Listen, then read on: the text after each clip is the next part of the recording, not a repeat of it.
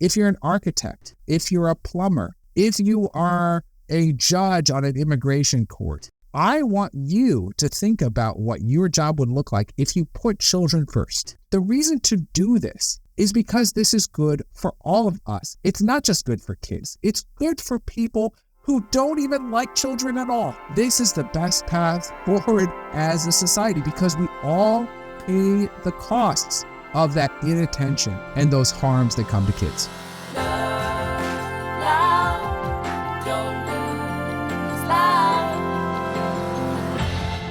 That's Adam Benforado, and he's calling for a revolution in the way we all think about childhood, which is going to sound a little weird if you think that kids today have it easier than ever. And it's true. I mean, they have some luxuries I couldn't even dream of as a kid. Like, I had to wait until Saturday morning to watch my favorite cartoons. And even then, I had to make the difficult choice between Muppet Babies or Ninja Turtles because they were on at the same time on a different channel. As a parent, Adam Benforado says he cheers for many improvements, but as a professor of law at Drexel University, he says the way children are treated by the courts in the U.S., the economic limits they face, their lack of voting power, their poor access to healthcare, things like this make kids as vulnerable in America as they've been in 100 years. He wants that to change, not just because it would be better for kids. He says it would be better for everyone. But could the world's major challenges with health, climate change, and public safety really be easier to address by changing the way we treat kids?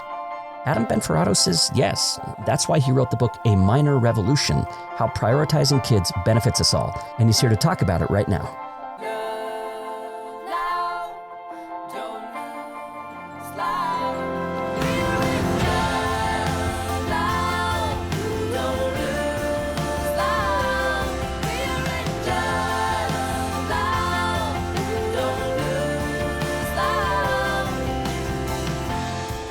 This is Relationscapes. I'm Blair Hodges, and we're mapping out the stories and ideas that shape who we are and how we connect with each other. Adam Benforado, welcome to Relationscapes. Great to be with you. We're talking about your book, A Minor Revolution, and this is about children's rights. And I wondered what got you interested in focusing on the legal rights of children. Your background is in law, so talk a little bit about why the rights of children became your focus. So this is really, I think for me, a lifelong project. I think the seeds of this really come from my own childhood. I was really lucky to be born into a family with two really loving, supportive parents who spent a lot of time, I think, encouraging me and helping me sort of be independent. But I think all around me throughout my childhood, I saw a lot of abuse and honestly, subjugation of children. And it really bothered me starting, honestly, when I was in elementary school, seeing the way kids were treated as, not second-class citizens, but it's just like non-entities. I mean, not even like human beings.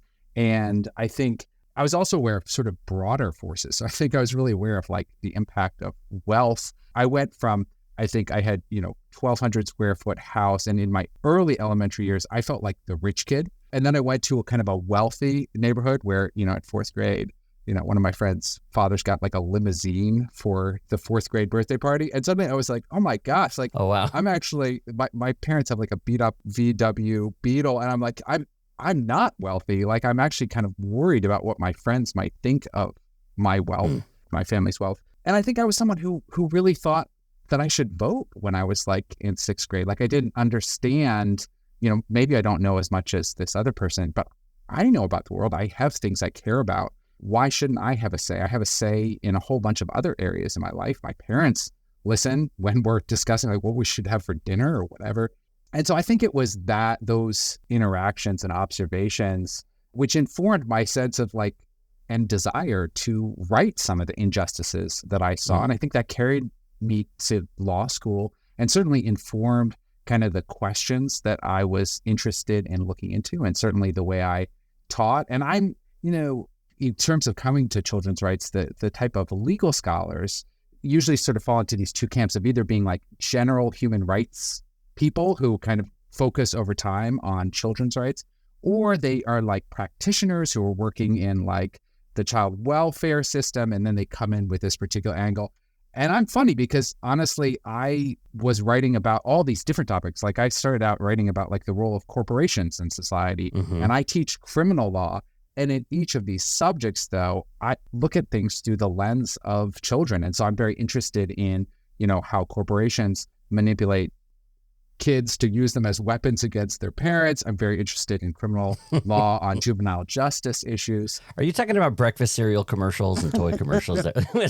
Yes. I'm talking or like about how stores put all the like candy and toys right by the checkout, so like you have to pass through there. Oh yeah, and that's something now as a father. I think the cool thing about this project is the seeds of this project started when I was a kid. But now I'm seeing it from a different perspective. I have 2 kids. And right. I tell you, right before I was writing this book, I had this experience with my daughter in, Whole Foods. And like, it's one of these, like, we got to go to the grocery store. There's no food. And my daughter like looks up in front of the egg aisle. And there's this giant like giraffe that costs $100. Yeah. In Whole Foods, and my daughter just, breaks down, like lying on the ground, sobbing. And I'm like, what are you doing? Like Amazon. It's pretty genius, really. It is. And here's the kicker. One of the Amazon shoppers passing through comes up and looks at me and goes, spoiled.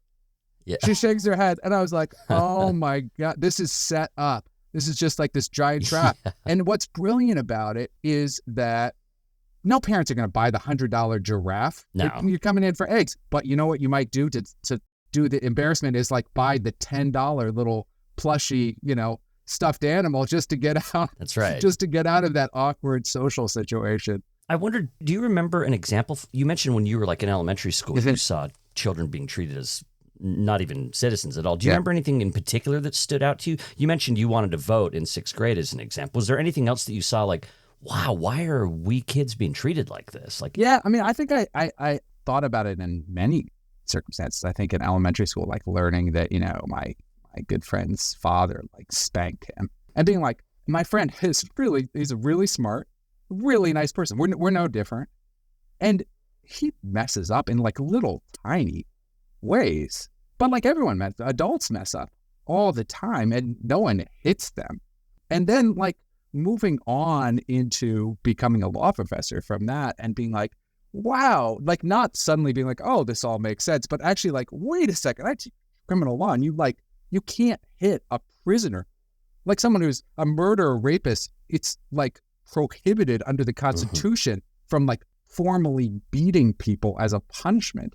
And yet the legal minds, the geniuses who are, on our courts have said, it's actually okay. It's constitutionally permissible. Kids are different. And I think the answer at the end of the day is because we don't see kids the way we see adults. We don't see them as full citizens. And I think there were a lot of moments like that. I think, the bullying that I saw in junior high school, again, kids, that's what kids do. But what was so frustrating to me was like the treating of this by adults, the gym teacher, the math teacher, who saw the same terrible abuse. Like the kids who face this, must carry those scars to this day. And doing nothing, just treating that as if there were all these instances where I think kids end up protected from things they don't need protecting from, where they can actually be empowered. And then actually, on the flip side, exposed to real harms that we could do something about. There were adults who could easily have done things and didn't. And I think that all of those little observations, I kind of filed them back in my mind, and moments of censorship. So, I remember a moment from junior year, I did well in school. I'd gotten into this governor's school down in Virginia, went away for a month. And it was like the first time in my life that I was feeling like getting treated as an adult. Like it was like all independent. They had college professors like teaching this stuff.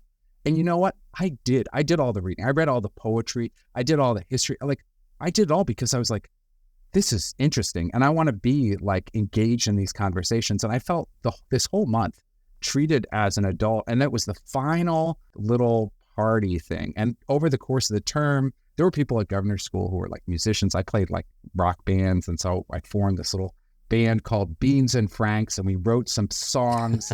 And I'm about to go up to perform. We're going to the band gets to perform at the last thing. And the head of the governor's school comes up to me. It's like, okay, I'm going to need to review the lyrics. And I was like, what? Like, I'm 17 years old. Like, I've been listening to everyone here has heard everything already. Like, you've been treating me like an adult for a month. And now you want to review the lyrics? What? And I was like, I thought through, like, there aren't even any offensive lyrics, but okay, I'll go through this song that I've written. And there was one line, which was, I think it was something like, again, it's embarrassing to even say, it's stupid. It was like, smooth like a rubber, bounce it back to your mother. And he's like, no, you Can't cannot say that. You No. cannot do that. And honestly, as a 17-year-old boy, I wrote songs with much more offensive lyrics. Yeah, but you're like, we were going easy on y'all. Yes, here. I was like, hey, I've actually cleaned this up for the governor's school performance, and it was like, you can't perform this. Yeah, and I just was like, how do you expect me to be prepared to be a member of society? Yeah. Like, I'm going off to college in a year, and it soured everything else. It was like all the other stuff. You want to control me. You're happy when I'm like getting A's in my classes and doing what you say. But as soon as I show some real independence, that's when you're like, no, you're nothing. I'm the decider. And you can tell, it's interesting. I teach this course called The Rights of Children. And I actually have my students think back to moments from their childhood. And what I have observed, which is so interesting, is how fresh these incidents are. Like a student who is now 27 years old, writing about that moment at the 8th grade dance where she was going to her strict Catholic school, and they had always had the same dress code. The girls got to wear off-the-shoulder dresses, and the new principal changed it, and she organized a petition and had all the teachers on it, and the principal wouldn't even meet with her. Wouldn't even meet. Yeah. And she's carried that to law school. She's writing about it just as if it happened yesterday. And I think it's these things that all of us carry, we sort of often kind of later justify as like a rite of passage that everyone should go through, as opposed to, no, that's wrong. And I'm going to change that for the next generation. I want them to experience something different than what I experienced, as opposed to, yeah, it's just part of the experience. You're brutalized, and then you get to brutalize when you're an adult. And so it's fair. To get to this point where dress codes and things are the main concern, you actually take us back in time and talk about some of the reforms that happened a century ago. Your book starts back in 1906. There's this Spokane Press article. Here's a quote from it. It says, "When your children are swinging in the hammock, playing at the park, stop and give a thought to the pale-faced factory boys and girls of the metropolis." So they're painting this picture of child labor and sort of distinguishing between more privileged kids and kids that are basically laborers at this time. So talk about what was happening at the turn of the century and what the child's rights movement was like back then.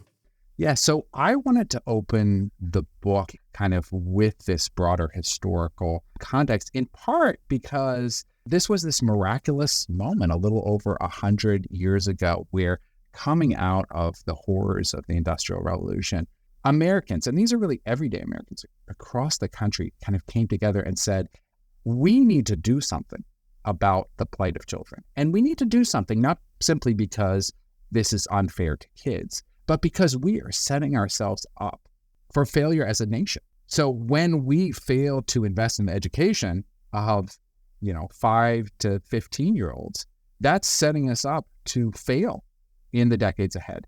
And so people came together. Reformers were often kind of lumped together as this child savers progressive movement, came together to demand, changes, building of better public schools, mandatory public education, pushing for health and, even things like drug safety measures, building playgrounds, investing in creating an entirely new juvenile justice system based on rehabilitation rather than punishment.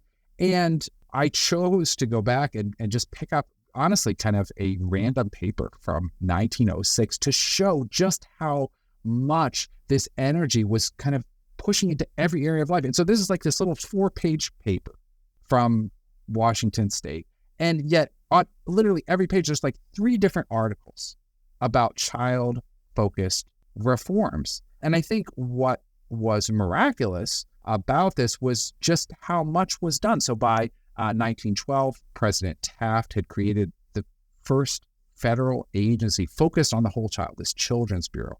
And the idea, I think, coming out of this was certainly in the decades ahead, we are going to see this bright new age for children across the country.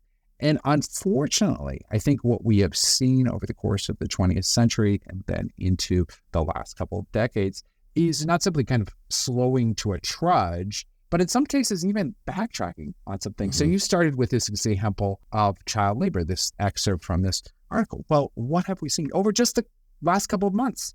Exposés in the New York Times about young people working in terrible labor conditions, working the overnight shifts, just as those kids were laboring in 1906.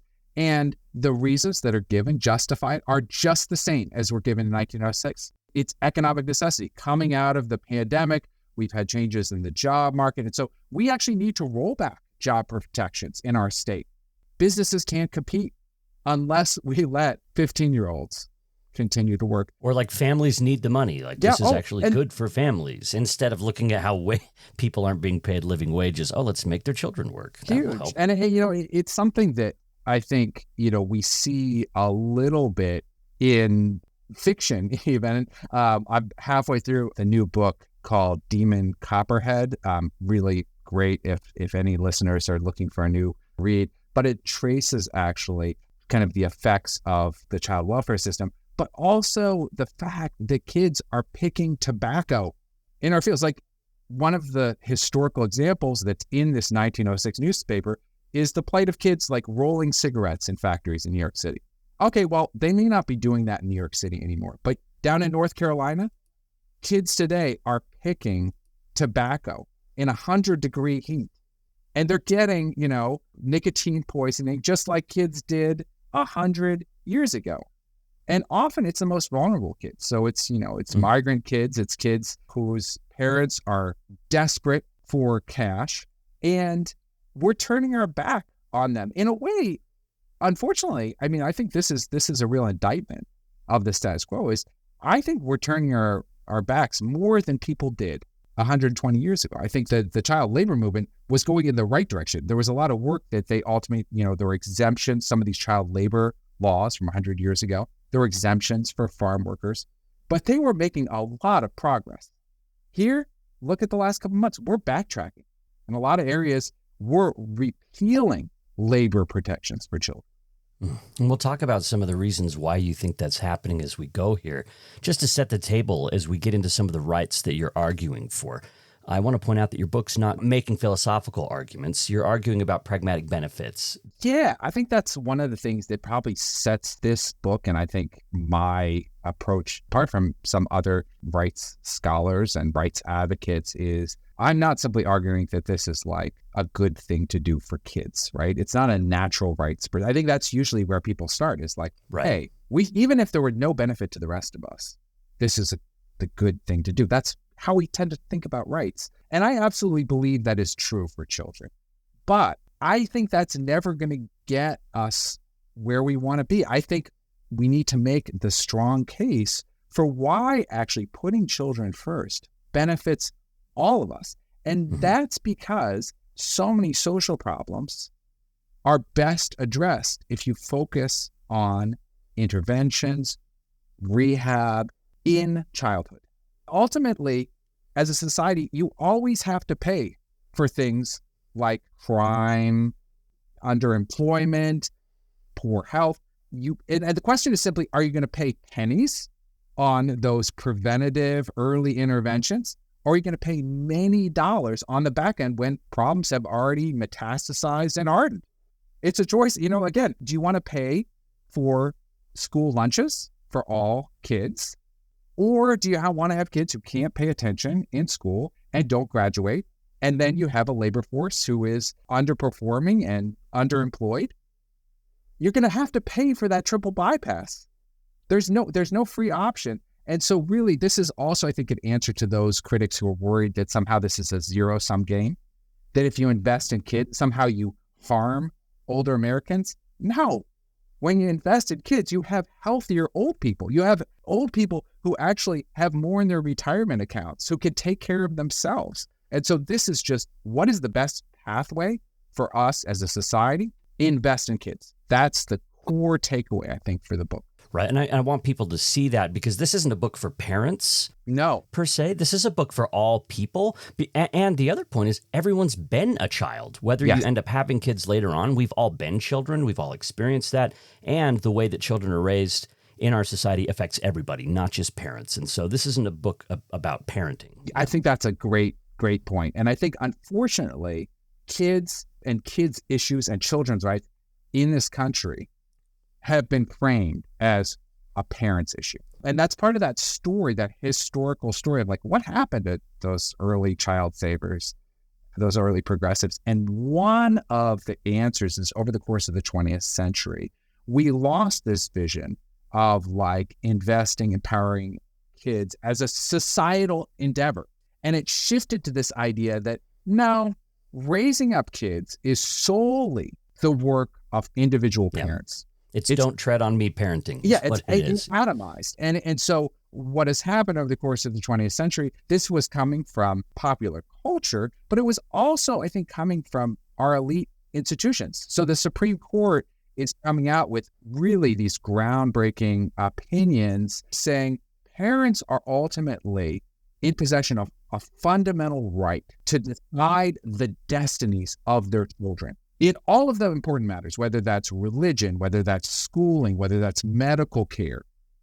And one of the consequences of that is this incredible weight which is placed on all parents' shoulders. Now, it's entirely up to you whether your kid sinks or swims. And you actually have to be the ultimate decider on everything. You're the one who's asked to decide now, is my kid going to learn about race, history? Mm-hmm. Like, I'm the one, not the school. The school isn't going to teach them about these defining historical moments because they're scared. They don't want the protests and the push.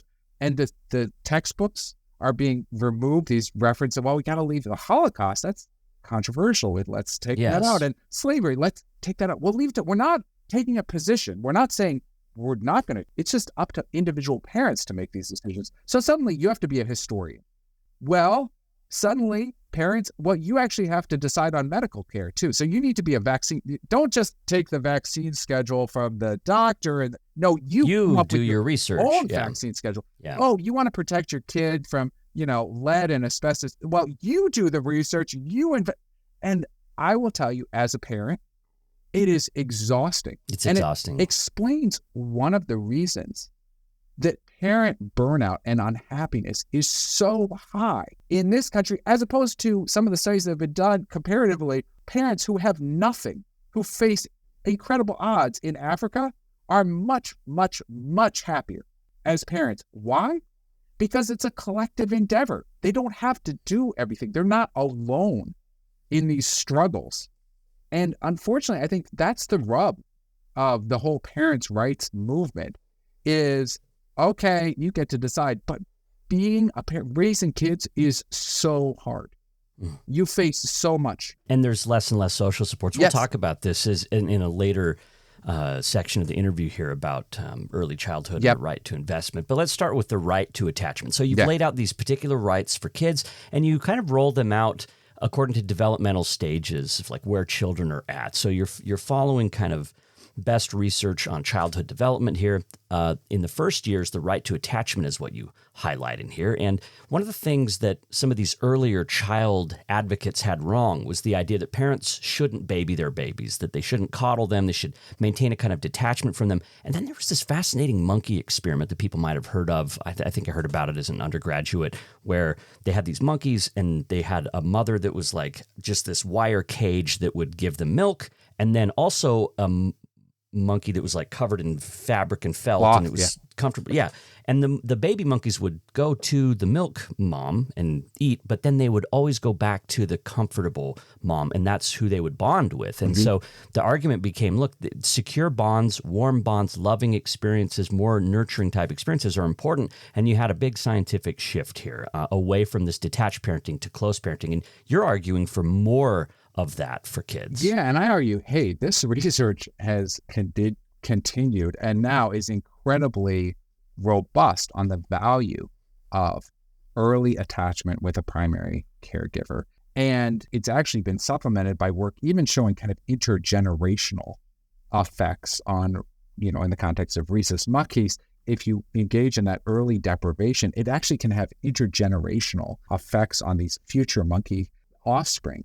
Now, I think if we look at the state of the research and then we look at, well, what has society done in response? Well, what society has done in response is actually work in incredible ways, severing the bonds and failing to support bonds that really, I think we could really seriously strengthen. And so what are some examples of that? Well, we're like the only wealthy, advanced nation who does not have, paid, mandatory, supported care leave for the parents and adoptive parents of young kids. And again, as I said, that sets us up for failure as a nation. But so many parents go back to work after just a couple of days at home with their kids. And that doesn't make economic sense. Well, often the argument is, economically, well, we can't have businesses giving people 6 months off. And everywhere else in the world, they say, we can't not do that. It's economically stupid not to do that, right? We're going to just pay more money on the back end if we do that. Now, I think we obviously can make a lot of progress by really simple guarantees to new parents in terms of care leave. But I think we also have to think about some of the ways that we really sever bonds carelessly. So one of the biggest ones, I think, is our criminal justice system. Millions of kids have had a parent locked up during their childhoods, and that has horrible repercussions down the line. Often it's not locked up in prison. It's actually pretrial at jail. What happens to a mom accused of, some theft or a drug crime when she's waiting trial? Well, trials in the United States take a long time. Bail might be $1,000, $2,000. For a poor parent, they may not have that. So what happens as a result of that? Mom is taken out, single mom is taken out. Those 3 kids put into foster care. We all pay for that. We pay for locking up the mom pretrial. We pay for those kids going into the foster system. And we pay the lifelong costs of our non-functional child welfare system as well. And so I think we do it there. We do it at the border. Obviously, there was a lot of controversy over the last few years about child separation policies. But we also do it with our child welfare system when it comes to poverty, right? So how do we deal with parental poverty? Do we help parents? No, what we do is we take kids away from their parents. Police officer is called, child welfare worker is called, goes into a house and finds, right? No food in the refrigerator. Empty fridge, yeah. Finds roaches, finds peeling lead paint. What do? Do we get that mother into good, stable housing? Do we give her money for food? Do we feed the kids at school? No, what we do is we say, you're a bad mom. You failed. You're an abomination. And we take the kids away and often put them in worse circumstances. And if we were guided by that research, that robust set of research on the value of attachment, we would make very, very different choices. We would say, you know what? This isn't about the mom ultimately. And I say this to audiences when I talk. Look, sometimes folks are filled with anger at parents who have, in their view, failed to meet their responsibilities. That's an area where I think I'm going to disagree with other people, which I see these as situational constraints on parents. But let's actually set that to the side. If you want to hate that mom and think that she's a bad person, go ahead and do that. Let's focus on the kids, though, because those kids, we need to do what's best for those kids right now. And I will tell you, taking kids away from parents who love them and are poor is setting us up for failure as a nation. And I think that if we can get into that mindset of each time there's like the anger at the parents, like, why should we pay for public school breakfasts and lunches? It's these parents, these deadbeat parents, and we're incentivizing. It's like, hey, there's a kid who is not eating lunch. Focus on the kid. Leave the parents to the side. If you want to do bad stuff, vilify the parents, okay, I think that's the wrong approach. But let's at least agree that the kids should eat a healthy meal every day. This is where it kind of connects to the next chapter on early childhood, the right to investment. And you're arguing that children deserve a right to investment in good schools, in their quality of healthcare, in the housing that they have available to them, in mentorship. And you introduce us in this chapter to Harold. This is a black man from Philadelphia, and what his story suggests about the right to investment. He's an interesting example because he's someone that the system did sort of invest in, but as they would put him in particular programs, help him get schooling and things.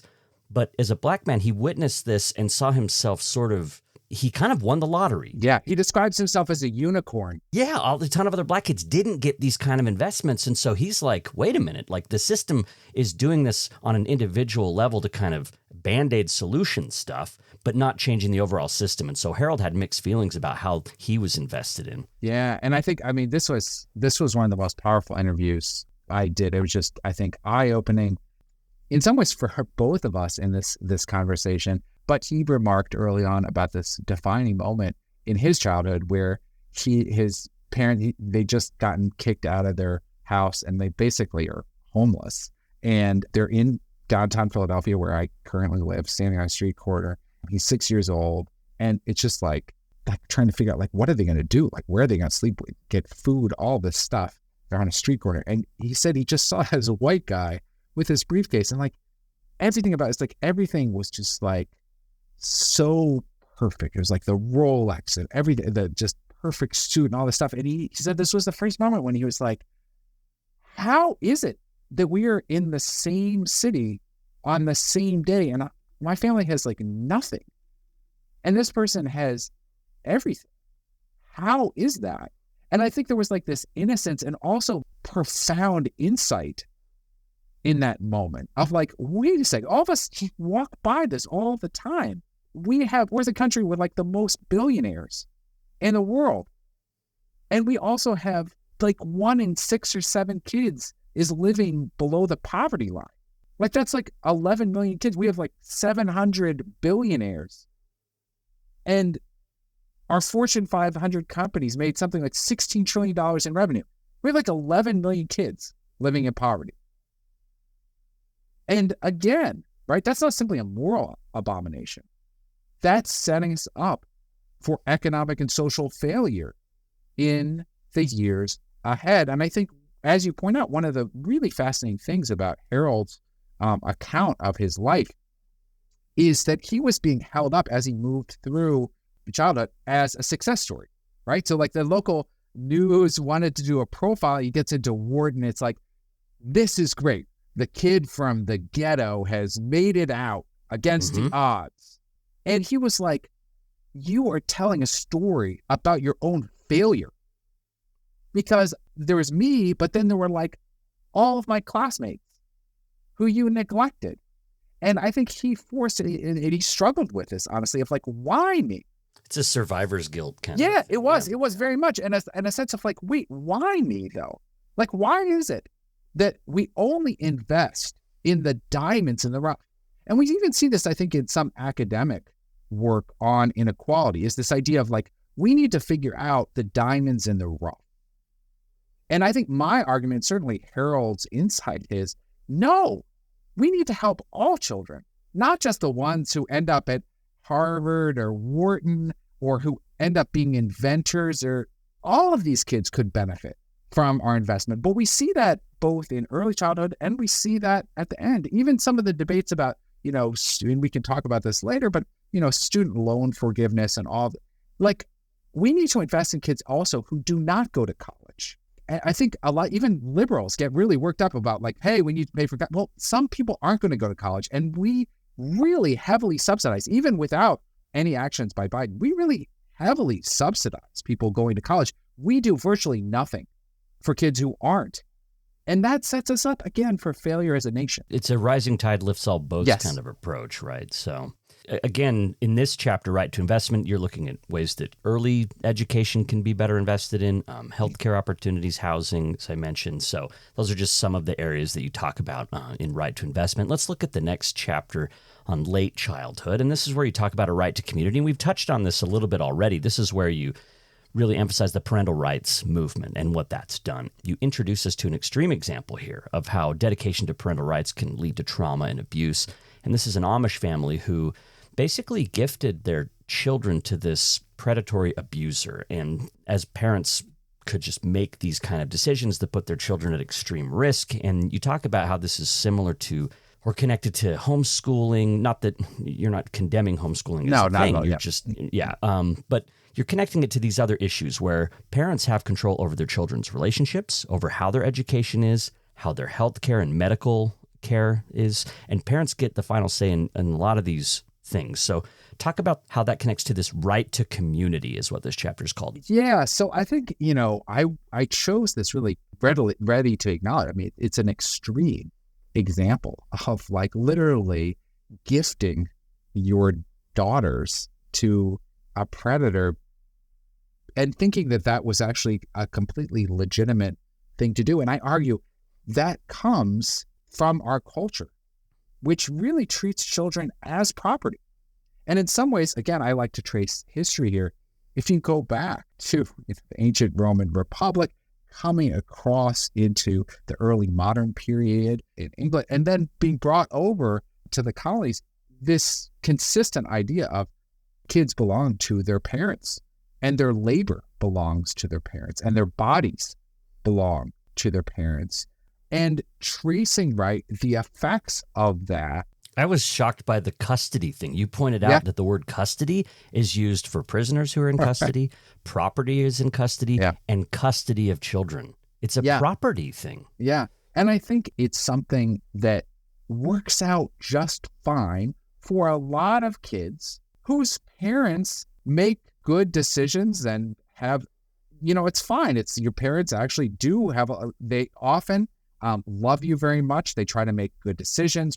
The problem is if you don't have those good parents, under the law in the United States, you honestly can be completely isolated from all of the advances in medical care, from all of the knowledge that we have accrued over thousands of years, from all of the valuable social connections.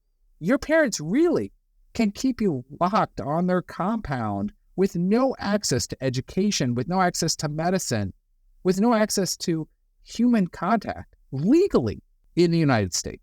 And so the extreme example is to say, wait a second, those kids don't simply have rights as human beings, but we all will pay the consequences when those kids grow up with those deprivations. We'll pay the moral consequences, we'll pay the economic and social consequences of that. And so I argue, right, we need to stop thinking about kids as belonging to their parents and more think about ways that we can cultivate this sense of belonging. And that's not to say that parents don't have a role as not gatekeepers, but sort of facilitators of these exchanges. I certainly do that a lot with my kids about talking to them about the information that they're receiving, protecting them from certain things, and certainly facilitating access to relationships and medical care. But I think the idea that this is all on parents' shoulders is really bad for kids who face these deprivations, and it's bad for all of us. I think when kids don't learn about the history of this country, I think that's bad for all of us. You talk about how this cuts across into medical care when it came to COVID, for example, vaccines, right? Some parents want to have the right to refuse vaccines for their children and how that can be a health risk, or the right to refuse medical care for children is a big issue. So, I think one of the things that really surprises even some of my criminal law students is some of the legal regimes which have been instituted across the United States, which actually protect parents who choose prayer over really adopting, the most basic medical care to treat preventable conditions. And the fact that actually, in a number of states, I look at Idaho in particular, there are kids who are dying of things that we have known how to treat for decades because their parents don't believe in it. And again, I think, we could have conversations about, what if a 16-year-old kid wants to, refuse medical care for a genuinely held religious belief. But that's not really the question. This is really when a 12-year-old is desperate to go to the doctor because she has a ruptured esophagus and her parents say no, or a kid who has a broken arm and is, the bones poking out and the family doesn't take them to the emergency room to treat these easily addressed medical conditions. And again, I think we have a reason to intervene for those kids, but I think we have a reason to intervene on behalf of all of us. It's not good for any of us when kids are suffering and carry the weight of these treatable childhood conditions later in life. It's tricky, this chapter, because I think parental rights, as you point out, is sacrosanct across the political spectrum. This is an issue that conservatives and liberals and everybody in between is kind of united on, this idea that parents should make the choice and sort of be in charge of all these things. I think it's really interesting. I think that the Republican Party has decided that parents' rights may be their pathway back to the White House and capturing, state houses. There was certainly success with both in Virginia and in Florida with politicizing parents' rights. And the response of a number of leading progressives, including political folks, has been, we need a matching liberal parents' rights movement. So if Republicans are saying parents have a right to know every single school book and read every sentence of every lesson plan and to protect their kids from learning about gay people or what, like liberals step up and be like, no, I have a right to allow my kid to read this book. I have a right as a parent to have my kid learn in school that gay people exist or have a bathroom that anyone can use. And personally, I'm like, wait a second, progressives, as a parent, I share the concern. When I learn about censorship in my school library in Philadelphia, I get upset too. But let's talk about kids' rights. Like, I want to talk about it and frame it around, hey, high school students, maybe they should have a say about what they are learning about the history of race in the United States. I want to stop using kids as props. Like, when DeSantis comes out and signs the bill, that's the only time we actually see kids. And guess what? I want to hear from them. And I think that's the path forward for liberals, is actually like, let's actually involve kids in these questions. So, you brought up one of the examples of the vaccines. And again, I think parents have a lot to weigh in here. What is frustrating, though, in the story that I give is of this teenager who, this is like in the earlier days, who wants to get vaccinated because she just wants to be with her friends. She wants to be allowed to engage with this public life. And she's like, hey, mom, this is what I want. And her mom's just like, no. It's like a 16-year-old kid who wants medical care. And that to me is crazy that the kid has no voice in that situation. And the same thing of why is it that a 17-year-old should have no say in the books that they're reading in English class? That's not preparing them to be successful citizens. And none of this is to say that parents shouldn't have rights. I think parents absolutely should have rights. It's just that kids should have rights too. And I think that the conversation would be a lot more enriched. I think we'd make better decisions on a lot of these things. It's not to say that there aren't dangerous things or there's inappropriate material. I think there are inappropriate things. I think there are things that are really harmful to kids and upsetting. I certainly was upset by some of the books and things that I read, but I think an approach that says, well, the only people who have a valid opinion here are adults is just the wrong approach. So that's what you're trying to get readers to do, is think about how younger folks can be involved in this decision making, and their voices can be heard. Part of our community decision making. Yeah. Let's talk about the next chapter, The Right to be a Kid. This is framed around early adolescence, and this really zooms in on the criminal justice system, a passion of yours, and the ways that childhood can be erased there. And you include the story of a man who was convicted of murder when he was a teenager, and how he was tried as an adult, even though he was a teenager, despite what we know about brain development, about the ability of him to make decisions, or what it was like to be an adolescent and make that kind of decision.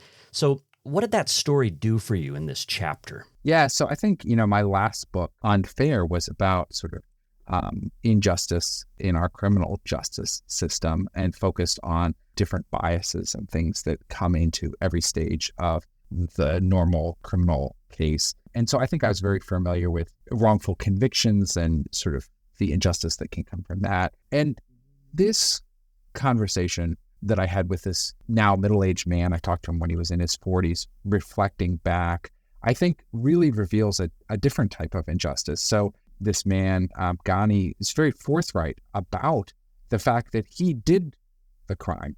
Mm-hmm. He killed another boy when he was an adolescent. And yet, I think the justice story doesn't stop there.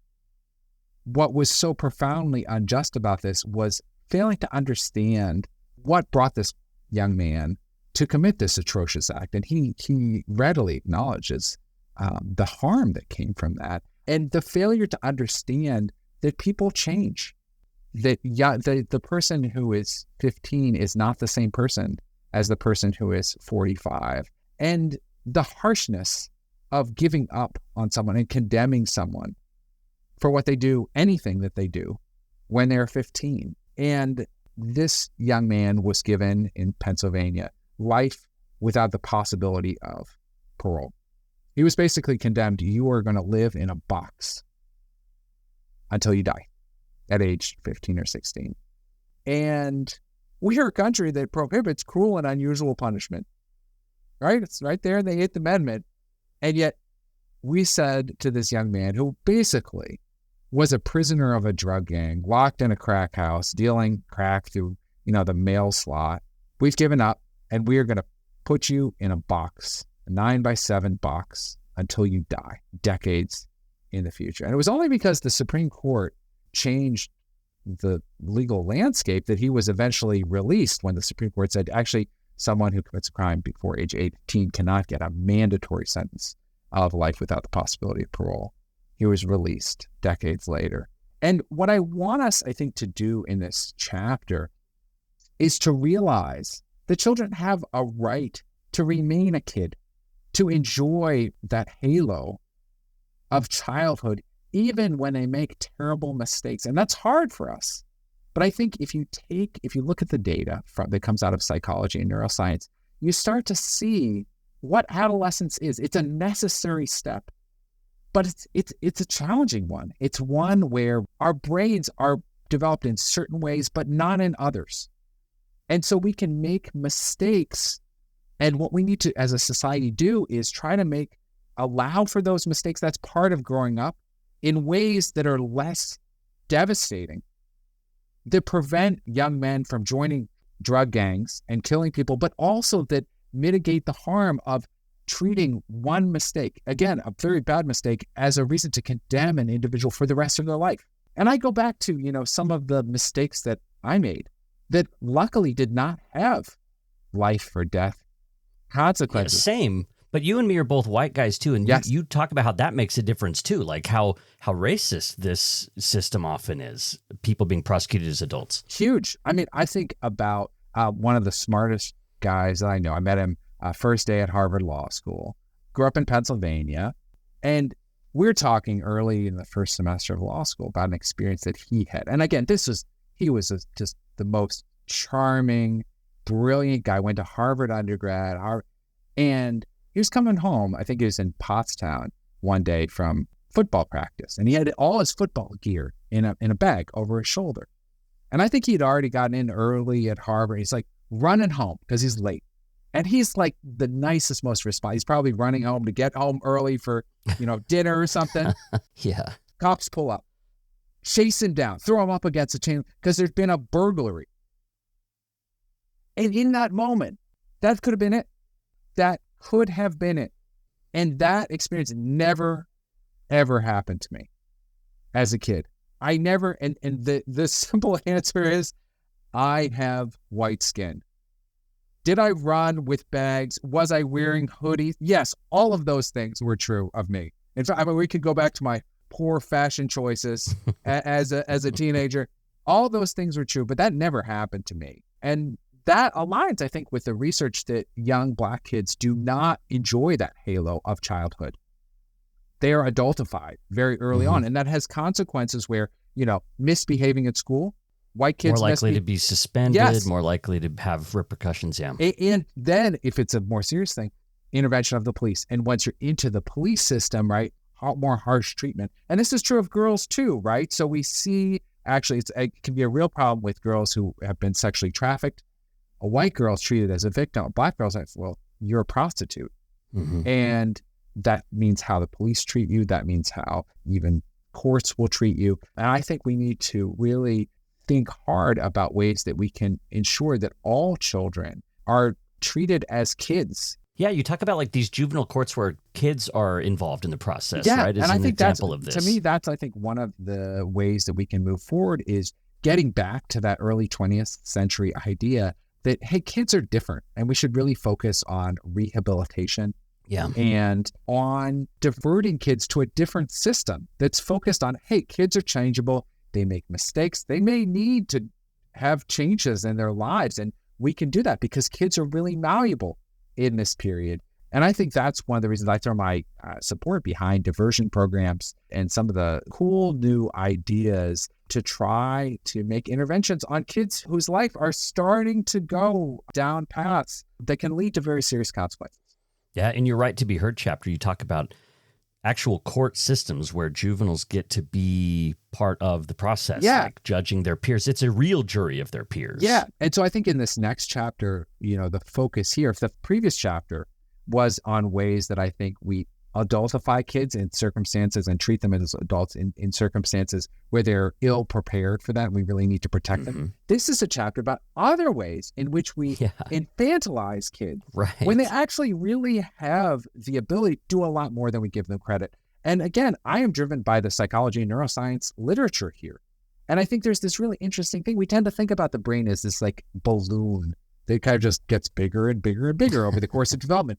But what we now know is different areas of the brain mature at different rates, and that actually areas of the brain focus more on the cold cognition moments, develop much faster than those that are involved in that kind of control of impulses, assessing risk. Yeah, assessing risk, dealing with peer pressure. Yeah. Those are later developing things, really into people's 20s. And so I think there's a really strong argument that we actually need to figure out ways to empower kids much earlier. And so I focus, yes, on the ability of kids to serve as jurors, but I also focus on extending the right to vote to young people and allowing young people to run for office, serve on school boards. And I think this is supported certainly by the mind sciences research, but I also think it's likely to lead to much better outcomes for us as a society. Sometimes when I talk to audiences about this, I have someone raise a hand. It's like, well, this is going to distort the system. You're taking power away from adults. And I'm like, the current system is biased. We are making decisions which are too old focused and too conservative. One of the things we know from, I think, the psychology literature is that sometimes as people get older, they make much more conservative decisions on things. They're too risk averse.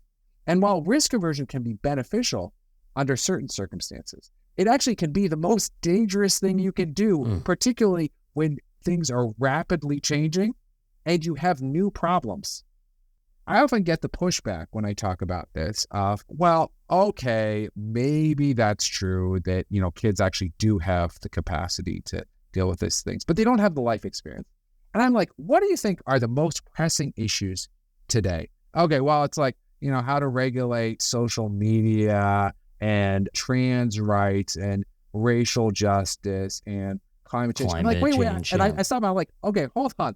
Let's think about the average 15-year-old. Okay, so social media, they are on TikTok. They know so much more than my, octogenarian father-in-law. Trans rights, my octogenarian father-in-law, he doesn't have any trans friends or gay friends.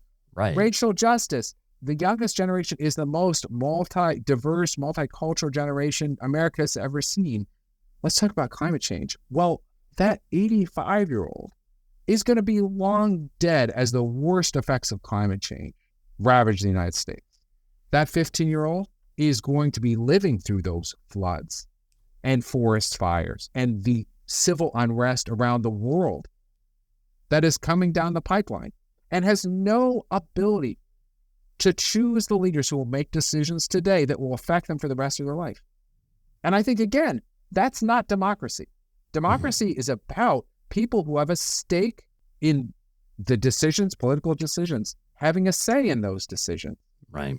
And so you talk about extending the franchise to young people, like being Absolutely. at least like local elections or school boards. Or, Yeah. And I don't find you to be an absolutist in the sense of saying, like, here's this fundamental right. They need to just have every, you seem to be I'm a willing to pragmatist. negotiate and willing to like talk about how this unfolds. I think there are many different pathways here. So one of the things we're seeing around the world is a lowering to 16 around the world over the last several decades. We've had more and more countries. It's been proposed here, hasn't it? Didn't you say it's been someone's proposed it in the U.S.? So it's been voted on in the House. Yeah, and we're okay. actually seeing more municipalities. We have a handful now of municipalities where 16-year-olds can vote. But we have a number of countries, and these are like, it's like Austria and Brazil. I mean, these are like big countries where 16. I didn't know any of this until I read your book. Yeah, I don't understand how I missed it. I listen to NPR. I'm an avid news reader. Right. I don't know how I missed it. Yeah, no, it's a really interesting phenomenon. And I think that what we've seen is all of the horrors, the fears of like, this is going to destroy society don't happen. And I think what we will see, in my opinion, as we extend this right, we're going to see a lot more engagement.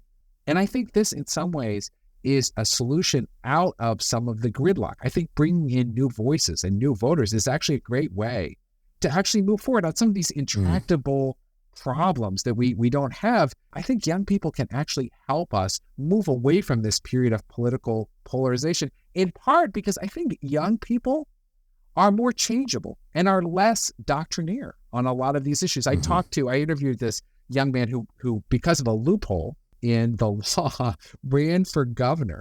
In Kansas. And, what I think was just fascinating about talking to him was he was running as a Republican. But one of the issues where he was just different was gun control. And that's because he was like, hey, I go to a public school. And this is something I'm really worried about, school shootings. And he's been through like drills on how to get under his desk like, and stuff. What, here, I don't think this makes sense. I'm in favor of sensible gun control. And, one of the people who interviewed him, like on TV, was like, well, that doesn't align with it. And he was like, I'm proud of that. Old people running for office on the Republican platform would never say that. He would say that because he actually believes it. And I think that's on the liberal side, too. I think there are issues where some young, new Democrats may not toe the party line on something. And you know what? I personally am comfortable with that. I think we need to break out. Well, I think that's why it won't happen, though. Because the people that going to make the decision about letting it happen are going to do the calculus of, will this help me politically? Yes or no? And that's the question they'll ask in order to make it legal, I think. I think young people have got to stop asking and start demanding. And that's one of the things that I actually, I wrote a piece in Rolling Stone a couple of weeks ago where I said it was after the latest gun shooting. And I was like, it's great. The March for the Lives folks and all these folks coming out and being politically active.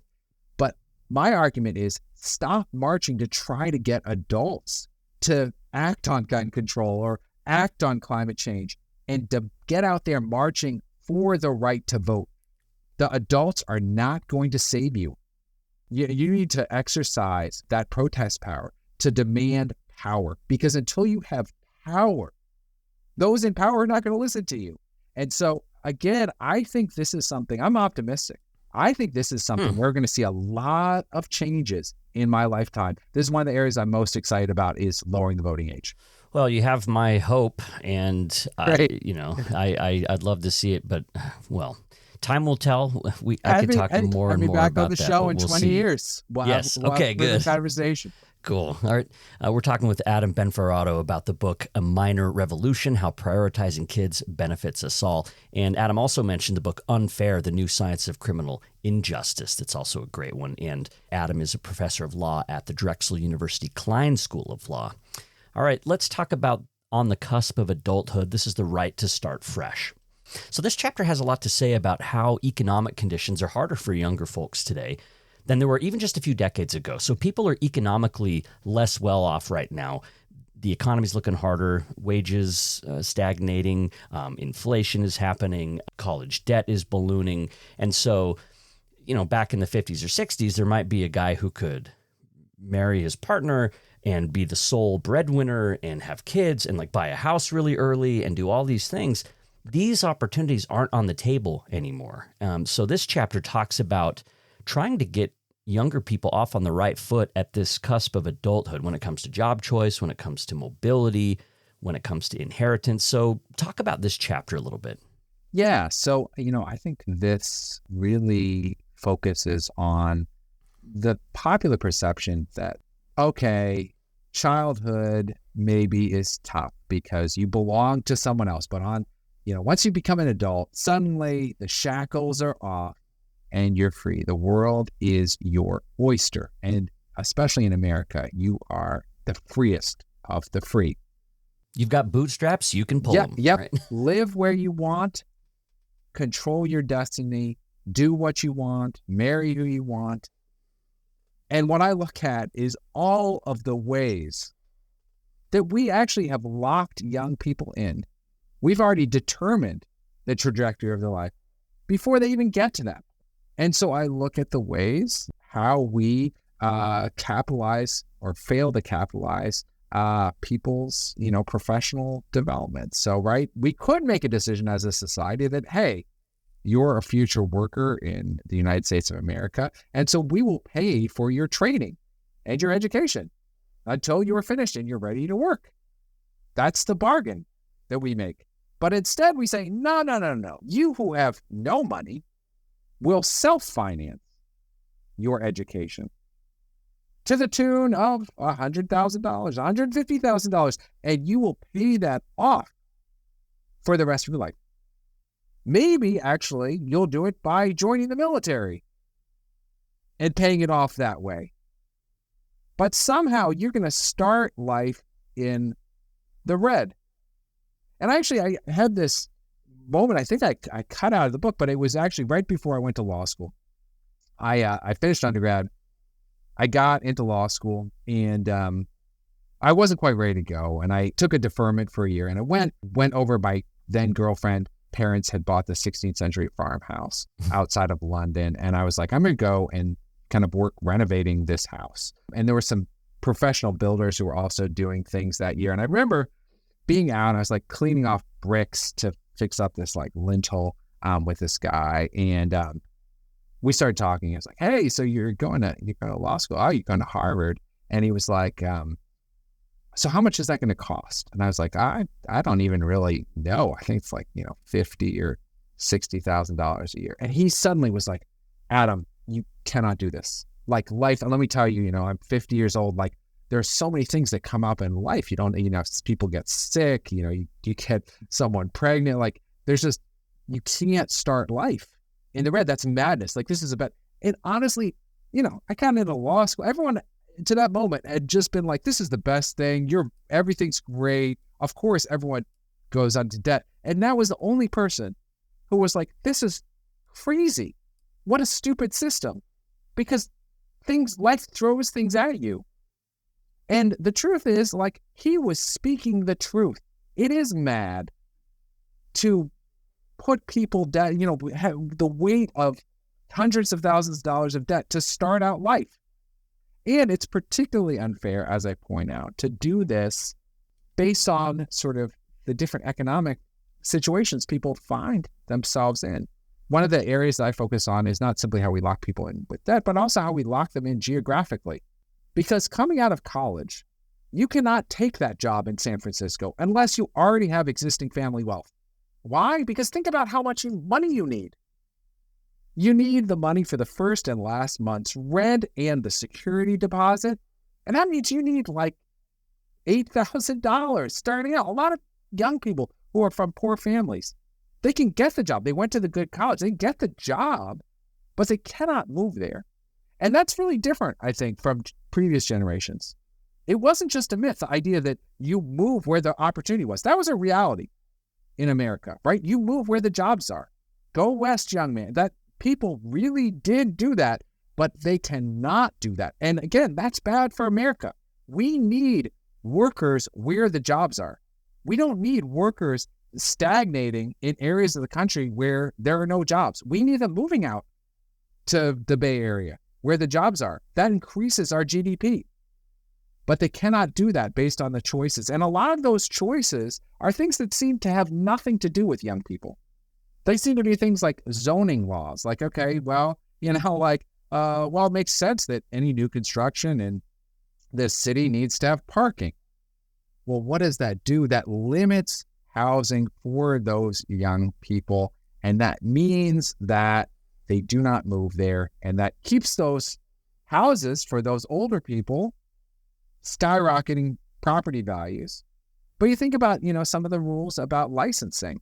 So many jobs now, it's like, frog farmer, hairdresser. You have to have special licenses. And again, that also prevents which are state dependent too, yes, right? Yeah, exactly. Geographic mobility, even things, like traditionally law licenses. That's what is the main reason that we have these state bars. I am very skeptical that it's to protect the public. I think it's to protect the monopoly lawyers have in each of these states to prevent new entrants into the market. And I think that hurts all of us. And so I want to focus on, hey, ways that we can make young people freer at the start of life. Let's stop with different legal regimes that lock in wealth for old people, and think more about ways we can free up young people, because that's going to be best for us as a country. Yeah, you talk about inheritance and dead hand laws when it comes to that as well. The right of older folks to be able to lock in wealth in particular ways. Yeah, and so I give this example. I really love art, and I'm lucky enough to live really near one of the most amazing art collections really in the world, which is housed at the Barnes Foundation in downtown Philadelphia. It has amazing post-impressionist collection. And one of the funniest things is this amazing thing. Thousands of people now visit every year. And that might never have come to be had the law as originally sort of been followed. So this guy Barnes, who made basically millions of dollars in gonorrhea treatments around the turn of the century and bought up all this art, he stipulated in his will that this collection of art was going to be housed in his house out in Lower Merion, and that only a certain number of people could visit every week, and there are all these rules. And that's how it would have been for all eternity if he had left enough money to preserve it in that way.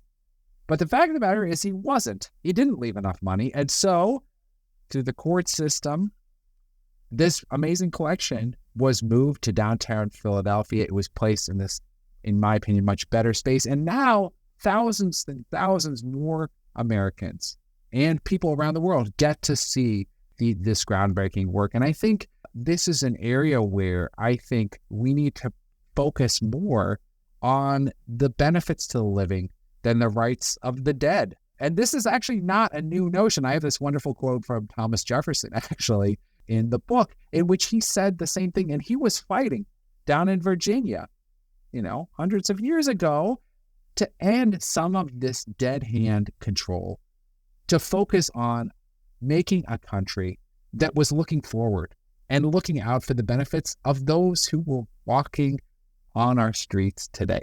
It's a really important chapter. It's got a lot of big ideas, I think, about how we could reshape things to free up young people as they're kind of entering into adulthood there. Your last chapter talks about what's holding us back. Like, what is preventing us from making these kind of improvements or these kind of changes? What forces do you see stopping us from putting kids first? Yeah, so I think the biggest thing actually is not animosity towards kids.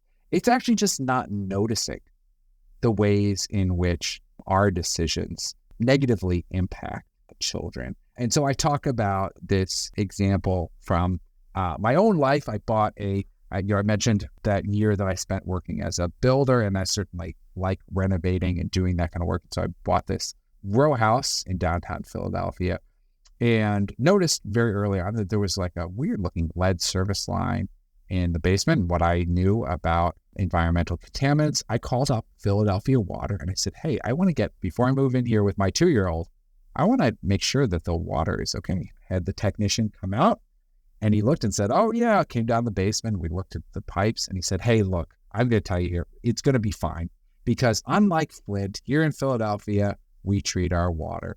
And sure enough, I got the clean bill of health, no detectable lead in the system. I move in with my family.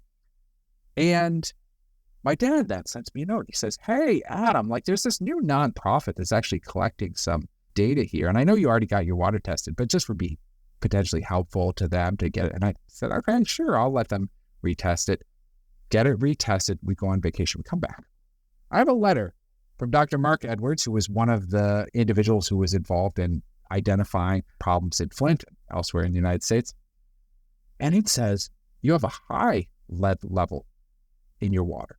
And honestly, my first response reading this was, it was sent to the wrong house. This is, I was like, check the name. Like, wait a second. And then I started to be like, well, how is this possible? And I started to really look carefully at what was done and I discovered that these two different tests were very, very different. What the Philadelphia water test did was it came in, you have to, under EPA guidelines, let the water stagnate in those pipes for overnight. But what did the technician do? Well, he took the water directly when he came in, directly out of the tap, which was a non-lead new tap when he collected the water. And then he let it cycle for 10 minutes through the system, which meant that he never actually tested the water sitting in the lead pipes in my house. He tested the water in the non-lead spout, and he tested what was out in the non-lead main. What did Dr. Mark Edwards test? He tested the water in the pipes. And when I had Philadelphia Water come back, they said, oh, this is interesting. Let's do a profile sample. I was, well, what's a profile sample? Oh, we measure the pipes, and we actually look at over time. What happened over time? Well, initially there was no lead in the system. Then once the water came from the lead service line and those copper pipes that had lead solder joints, the lead went up. And then when you got out to the main, there was no water. And so I said, well, why would Philadelphia possibly test in this way? It's like you have a baby with a fever. You don't put the baby in the freezer for 5 minutes and then test. Yeah. I want to actually know what the problem is. And the answer is, if they find too much lead when they go out and test, they are subject to forced remediation by the EPA. They actually have to fix the problem if they find lead. And again, the people working at Philadelphia Water are not bad people. They are just in a mindset that they are not focused on what is most important, which is actually protecting the health of young kids. We know what happens when kids are exposed to heavy metals. And their response is, well, the EPA does not require us to test in this particular way. And I think that's the problem, though. It's not, well, we just follow the rules. We just go through the protocols. Regardless of the impact, you need to actually be putting children first in everything that you do. And that's really the call of this book is, if you're an architect, if you're a plumber, if you are a judge on an immigration court, I want you to think about what your job would look like if you put children first in everything that you did. The criminal justice system, what would the criminal justice system look like if we put kids first? Well, I think one of the things is we would rarely lock up the fit parents of young children. We'd almost never do it. We'd figure out other ways. If we're worried, we want to make someone suffer in some way, we'd find some other way to make them suffer that didn't hurt kids too. I think if we were worried about this person engaging in bad, we'd monitor them or do something else, but we would not lock them up in cells away from their kids. And so I think that's really the call to action. And I would just hit back on something that we've talked a bunch about, but I think is really important. The reason to do this is because this is good for all of us. It's not just good for kids. It's good for people who don't even like children at all. Right. This is the best path forward for us as a society because we all pay the costs of that inattention and those harms that come to kids.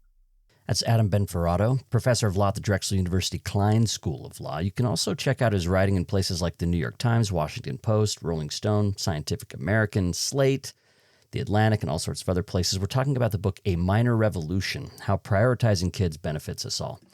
All right, Adam, let's wrap it up with regrets, challenges, and surprises. This is the part of the show where you get to talk about something that you'd change about the book now that it's out, something that was most challenging about writing the book, and something that surprised you perhaps in the course of writing it that really just kind of shook you up. So you can choose to speak to one, two, or all three of those things. Yeah, so I definitely have some regrets. I think that the biggest regrets are kind of an inevitable part of how I work as a writer and a thinker, which is I think and write too much. So I think the initial version of this book was like twice as long as it ended up. And that's because, there is so much injustice that kids face. And there are so many areas where I think we need to reform. And the reality, though, is, this is a book that's meant for everyone. It's not just, I chose Crown, which is a big trade press, part of Penguin Random House, focused especially on big idea books and social justice books. And one of the things that I am aware of is that unless it's about World War II, someone is not going to pick up a book that's 1,000 pages. And so I had to leave out so many really important, really entire chapters. I think I had a part off the top of my head that I really loved about how we treat childhood as this endless competition. Every single thing, you want to play chess, you want to play violin, you want to play, everything is like a competition with winners and losers. It's all about if you're good, then you move up to the more selective thing. It's the same thing with like learning. Learning is all about like, well, what are your grades? And let's test you and do all this stuff. And I think it creates a terrible mindset that's deeply harmful to kids. And I had this entire, I think, really interesting critique of our current approach. And that was just never going to see the light of day. And that was hard. And I think also hard was, some of the great conversations I had. I did a lot of interviews for this book, and I just couldn't include some of the voices of folks that I talked to because the book would just be too many pages for people. I can sympathize. In this interview, I wanted to talk about Wiley, that gay right. kid in the conservative state that like wanted to protest and stuff. But like you have to cut stuff. No, you time. do, yeah. and that's just being realistic. So that's a regret. I think in terms of challenges, the biggest challenge was the timing in my own life of writing this book. I wrote a lot of this, did research during the COVID pandemic. I had 2 little kids at home. My wife works, and man, that was so hard. I mean, my daughter is on Zoom, first grade in the next room. I got a little toddler.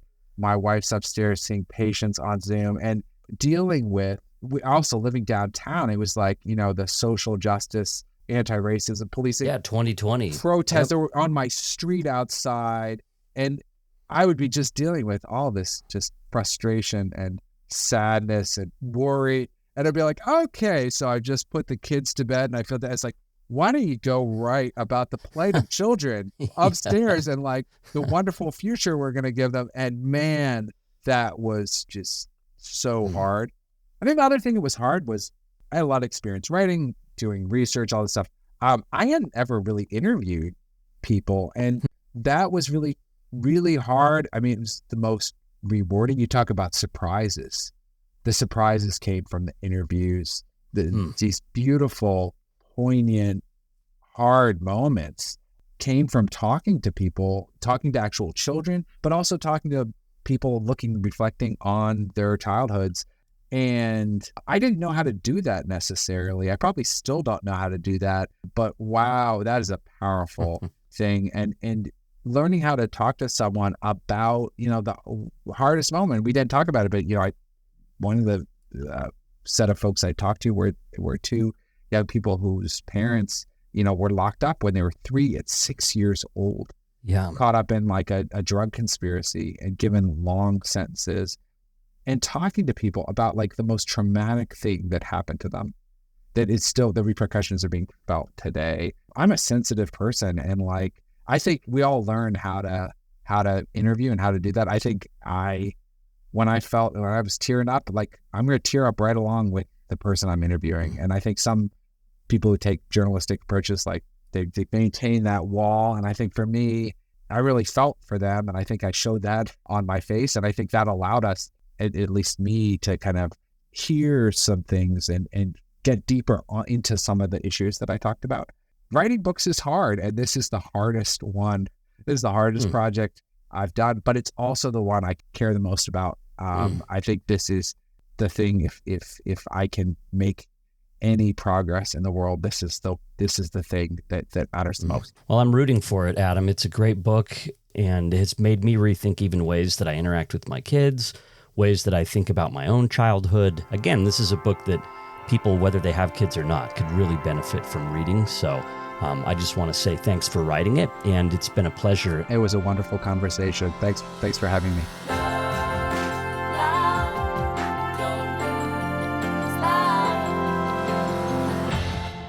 Thanks for listening. There's much more to come on Relationscapes. If you're enjoying the show, why not take a second to rate and review it? Go to Apple Podcasts and let me know your thoughts. And please also take a second to recommend the show to a friend. I always say the more the merrier. Thanks to Mates of State for providing our theme song. Relationscapes is part of the Dialogue Podcast Network. I'm Blair Hodges, and I'll see you next time.